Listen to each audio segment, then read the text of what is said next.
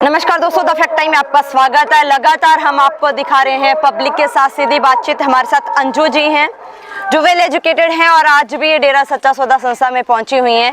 इनके साथ सीधी बातचीत करते हैं, इनका क्या कहना है डेरा सच्चा सौदा के बारे में, सेंट डॉक्टर गुरमीत राम रहीम सिंह चिंसा के बारे में। Anju ji, the fact time में आपका स्वागत है जी। Thank you. क्या क्वालिफिकेशन है अंजू जी आपकी? हम ग्रेजुएट। करंटली क्या कर रहे हैं? मैं अभी जॉब कर रही हूँ। मैम, डेरा सच्चा सौदा संस्था के साथ आप कब से जुड़े हो? जी, बचपन से। बीइंग गर्ल कैसा महसूस करते हो आश्रम में? ऑनरेबल, बहुत अच्छा, बहुत ज़्यादा अच्छा।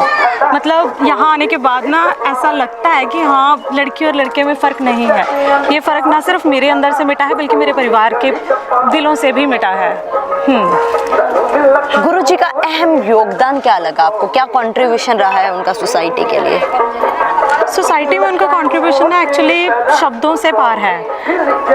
उन्होंने हर फील्ड में इतना अच्छा काम किया है, वुमेन एम्पावरमेंट से लेकर, वुमेन एम्पावरमेंट के लिए ही अगर मैं बात करूं तो उन्होंने इतने सारे इनिशिएटिव लिए हुए हैं। उनको अगर डिस्क्राइब करने बैठ जाएं तो हमेशा से ही शब्द कम पड़ जाते हैं। उन्होंने विडो रीमैरिज से लेकर चाइल्ड मैरिज को अबॉलिश करवाया। फिर उन्होंने यहाँ तक कि जिस फील्ड के बारे में कोई भी नहीं सोचता ना, प्रोस्टिट्यूट को बचाने के लिए, उन्होंने उस फील्ड तक में भी अपना काम किया है। So it feel such an honour कि हम ऐसी संस्था के साथ जुड़े हुए हैं। हम ग्रीनेस वेलफेयर फोर्स जो यहाँ की एक ऐसी फोर्स है जो कि ह्यूमैनिटी के लिए पूरी तरह से डेडिकेटेड है, हम उसके भी मेंबर हैं। तो इट्स ऑनरेबल। तो आपको क्या लगता है, क्या कंट्री को डेवलप करने के लिए, आगे लेके जाने के लिए उनका योगदान रहा है? बिल्कुल। कंट्री के लिए अगर बात करें तो कंट्री के लिए सबसे इम्पोर्टेंट होती है कंट्री की फोर्स, और फोर्स को सबसे ज़्यादा ज़रूरत होती है ब्लड की। और ब्लड की सप्लाई के लिए यहाँ के बहुत सारे वॉलंटियर्स रेगुलर हर मंथ ब्लड डोनेट करते हैं। मैंने खुद 4-5 बार करा है। और सबसे डेरा सच्चा सौदा को ट्रू ब्लड पंप कहा जाता है, जिसके लिए कि यहाँ से इतना सारा ब्लड जाता है कि बच्चे तक यहाँ पे इतना ज़्यादा डेडिकेटेड होते हैं कि उन्हें ब्लड देना है, पर डॉक्टर्स नहीं लेते हैं। यहाँ पर हर कोई ब्लड डोनेट करने के लिए इतना, मतलब आप कहेंगे कि इतना ईगर होता है यहाँ पर। ऐसे ईगरनेस कैसे आती है? मतलब कोई आज के समय अगर देखे कोई इतना सा भी देना पसंद नहीं करता, तो आप क्या सोचते हो भी ये कैसे लोगों के अंदर ऐसे चेंजेस आ रहे हैं? ये चीज़ ना धीरे धीरे समझ में आती है। धीरे धीरे ना फेथ एक चीज़ होती है। अगर आप किसी चीज़ पर फेथ करने लगते हो ना, एक जब आपको उस फेथ के बदले में आपको उस फेथ का एक्चुअल में रिवॉर्ड मिलने लगता है, तब आप ये सब आने लगता है। अगर इंसानियत पर विश्वास गुरुजी ने जितना हम सबका पक्का कर दिया है ना, लोग कहते हैं दुनिया बहुत ख़राब चीज़ है, पर हम कहते हैं नहीं, दुनिया बहुत अच्छी चीज़ है। इसको बहुत सुंदर बनाया जा सकता है, और इसको बनाने के लिए हम किसी बहुत बड़ी पावर की ज़रूरत नहीं है। हम अपने आप से शुरू करके बहुत बड़ा बदलाव ला सकते हैं। गुरु जी की मोटिवेशन से, उनके इनिशिएटिव से कितने के लोगों में बदलाव आया? बहुत ज़्यादा। अगर मैं शुरू खुद से ही करूँ तो क्यों नहीं, गलत तो नहीं होगा ना। बीइंग अ गर्ल मुझे कहीं भी अकेले आने जाने में अब डर नहीं लगता।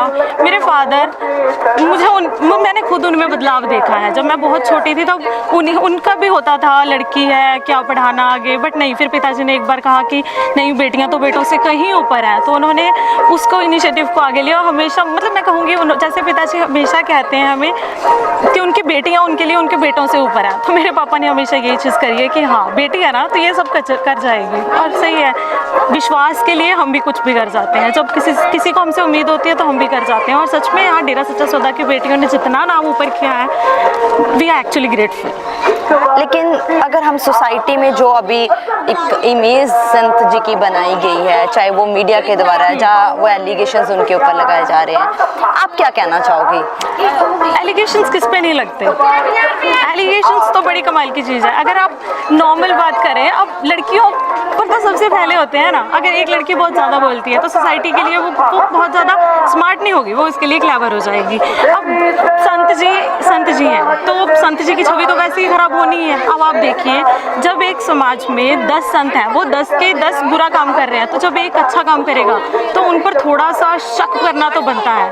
और फिर वहीं जैसे गुरुजी बोलते हैं हमेशा कि वो पावर्स जो जिन पावर्स के खिलाफ काम कर रहे हैं, आप ड्रग माफिया को ले लो, आप वहीं प्रोस्टिट्यूशन वाला ले लो, अगर वो उनको बचाएंगे तो ऑब्वियसली उन पर तो फिर थोड़ा सा बनता तो था ही, बट ठीक है, कोई बात नहीं। अगर फेथ की बात करें तो यहाँ की हमारी पूरी संगत में आपको फेथ में किसी में कमी नहीं मिलेगी। अगर 3-4 साल के बाद भी हम लोग इतने फेथ के साथ आ रहे हैं तो हाँ, फेथ ही सबसे बड़ी पावर है। मैम, आपको क्या लगता है जो इतना कुछ मीडिया में दिखाया गया, जो हेडलाइंस आए दिन ऐसी आती थी, लगातार 3-4 महीने ये टॉपिक चला गुरुजी के बारे में, क्या कहना चाहोगे आप?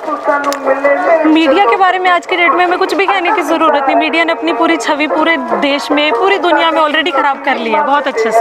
बस बात यह है कि उन्होंने शुरू यहाँ से किया तो तब जनता उनकी बात मानती चलेगी। अब जब तक मीडिया का पूरी तरह से पर्दाफाश हुआ है तो अब आई थिंक मीडिया का असली चेहरा ऑलरेडी सामने है जनता के। अब जनता के लिए उल्टा हो गया, जो मीडिया में आ रहा है ना वो उस पर विश्वास नहीं करते, उसका उल्टा ही सोचते हैं कि यही सही होगा, ये तो गलत ही होएगा पक्का। गुरुजी का नेचर कैसा है?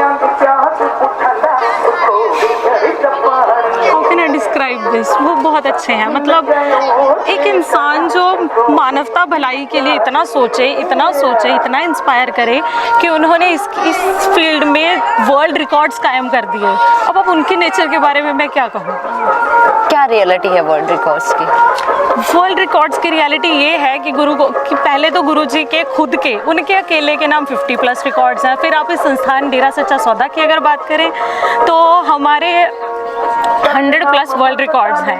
और पेड़ लगाने से लेकर हमने मतलब यहाँ के वॉलंटियर्स ने जो इतने सारे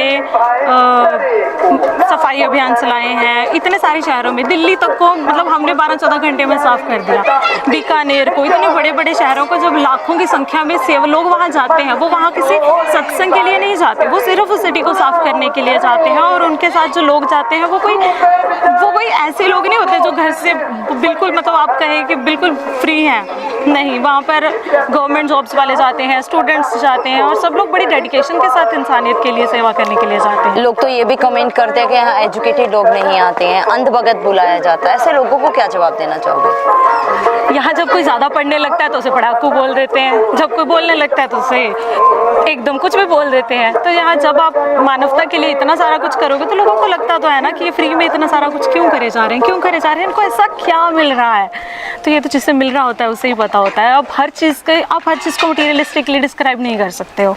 कुछ ऐसी खुशियाँ होती हैं जो हमें सिर्फ अंदर से मिलती हैं। अब वैसे भी रूहानियत तो सिर्फ विश्वास करके। कोई आप लोगों को कोई, जैसे आप ये सफाई अभियान करते हो, कोई पैसा दिया जाता है जो कुछ इस तरीके का? बिल्कुल भी नहीं, हमें सिर्फ पता चलता है। और कई बार तो इतना मौके पर पता चलता है कि कल वहाँ जो सफाई अभियान होने वाला है, तो बस ऐसे ही पता चलता है कि संगत जा रही है, बस हम सब ने ज्वाइन करना होता है। हमारी संगत में इतना प्यार है कि हमें ये भी ज़रूरत नहीं होती कि हम कहें कि पहले घर से हमारे साथ कोई जाएगा। हम पूरी संगत जा रही है अगर पूरे शहर की, तो सब लोग आराम से जा सकते हैं, सब लोग आराम से चले जाते हैं और पेरेंट्स आराम से भेज देते हैं। क्या आज उनकी सोसाइटी को ज़रूरत है? बहुत ज़्यादा। एक ऐसे शख्स की ना समाज को हमेशा ज़रूरत होती है जिसकी इतनी अच्छी सोच हो और जो हमेशा सिर्फ मानवता के बारे में ही सोचे जा रहा है, जिसका अगर यूथ अनुसरण कर रहा है तो हाँ, उनकी समाज को ज़रूरत है। बहुत क्या अपील करना चाहोगे आप सरकार से? मैं सरकार से ये अपील करना चाहूँगी कि आप प्लीज़ फैक्ट्स को अच्छे से देखिए। उनके खिलाफ अगर आपके पास कोई सबूत है ना, तो पहले उन सबूत करोड़ों लोगों को दिखाइए। हम भी देखना चाहते हैं कि ऐसा क्या सबूत था जिसके बिना पर उन्हें 20 साल की सज़ा दी गई है।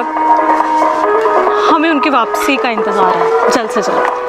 Thank you so much ma'am हमारे साथ जुड़ने के लिए। दोस्तों, ये है रियल फैक्ट डेरा सच्चा सौदा वैसे डॉक्टर गुरमीत राम रहीम सिंह जी इंसा का।